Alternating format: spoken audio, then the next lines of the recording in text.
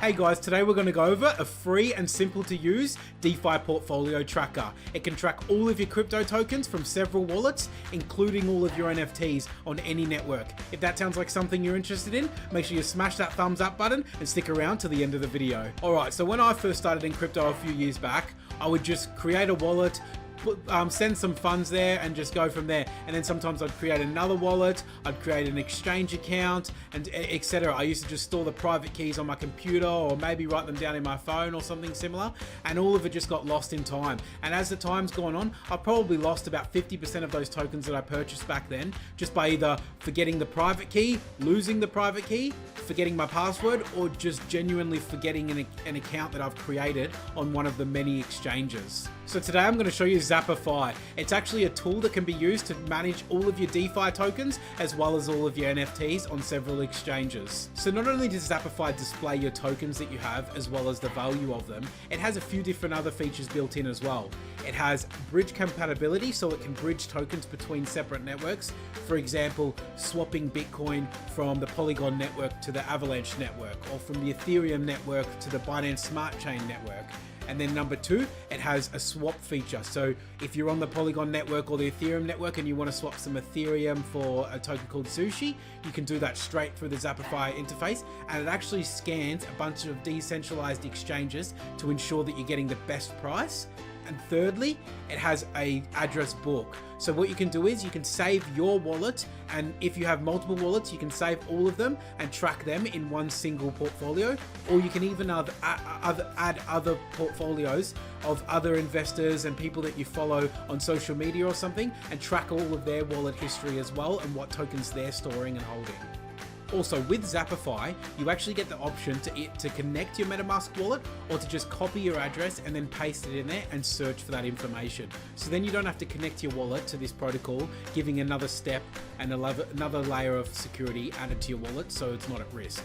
Another thing I love about Zapper.Fi is not only does it display the tokens you currently have in your wallet and their worth, it also displays any sort of tokens that your wallet is entitled to as well. So this includes airdrops. It also includes any sort of tokens that you've been farming on decentralized exchange. So a popular one that people do is they get a token called Pancake and they go to Pancake Swap, which is on the Binance Smart Chain network, and they might stake the Pancake tokens for around a 70 or 50% APY.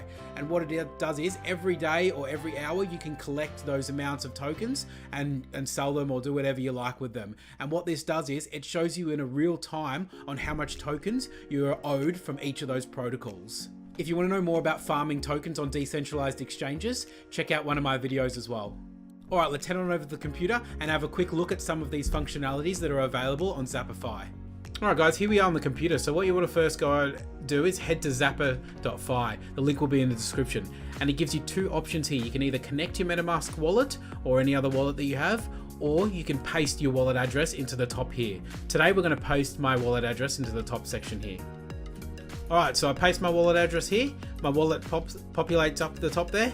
And as you can see, that I've got about $10 on the Ethereum network, the BNB, the Matic, and it gives me a breakdown on how many tokens I have and what their current worth is. I've selected all networks up the top here, as you can see, but you can scroll down and you can go through which specific networks you would like to display.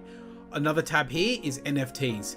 Currently, I don't have any NFTs on this wallet because this is more of a throwaway wallet for any sort of DeFi and DeFi protocols that I join, but this is where they can be found as well. Just note that it does give you a cover photo of the project of the DeFi protocol that you'll be searching, but if you click into it, it does show your specific NFT.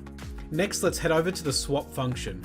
So you're just on the left-hand side here, you can see swap, and then for this part to actually be activated, you do have to connect your MetaMask wallet, which I've previously done. So as you can see here, I'm on the Polygon network and it's displaying that I have 7.3 Matic tokens, which if you have a look at my MetaMask wallet here, it's actually correct. So let's go here and let's choose Matic, and we'll just swap one Matic token. And what we want to swap it for is, let's say we just want to swap it for something simple like a DAI. So at the current time, one Matic is worth about 37 cents, and I'm going to receive 0.364 DAI, which is a pretty good exchange. I'm only losing a couple of cents really, so less than 1 cent. So if we go exchange, we can see here that we should get prompted in our MetaMask wallet for the transaction to be approved. All right, now that the transaction has popped up, we can click confirm. And now it's just really on the blockchain of Polygon. So down here it gives you a little notification saying that it's exchanging the tokens, and there you go, the exchange has been executed. All right, next let's head over to the bridge section. So when we go over to the bridge section, you can see here that we're going to transfer from the Polygon network over to the Fantom network. So what you could do here is you could select let's say the DAI token that we currently just swapped our Matic for, and then we could select DAI over here on the Fantom network as well, and we could just enter in an amount that we wanted, so say 100 or something, and then we would receive 100 as well, and it actually gets the best exchange rate that you can get as well. Alright, third and lastly, let's head over to the top left here to the address book. And what we can do is we can see our wallet that we're currently on is here, and then we can add another wallet here. And let's just add a popular wallet address that has a lot of Ethereum in it. It is not mine, unfortunately.